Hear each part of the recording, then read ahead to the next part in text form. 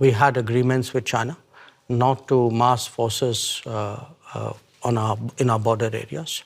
And they have not observed those agreements, which is why we have the currently tense situation that we do.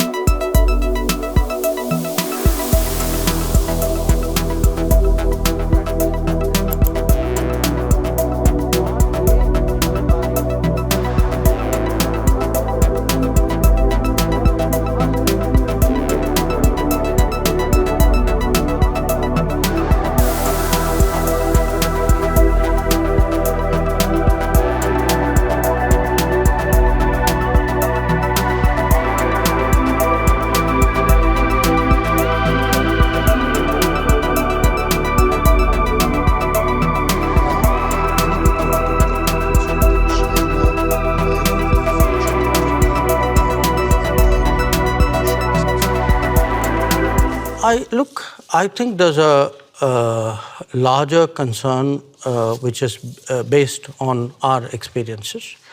The concern is that we had agreements with China not to mass forces in our border areas. And they have not observed those agreements, which is why we have the currently tense situation that we do.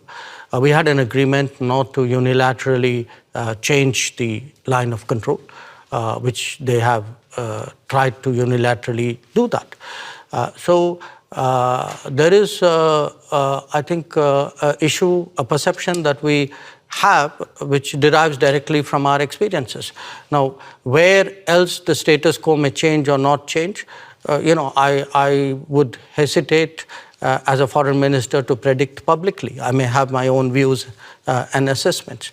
But I certainly can share my experience, and my experience is that written agreements were not observed, that we have seen levels of military pressure which in our view has no justification.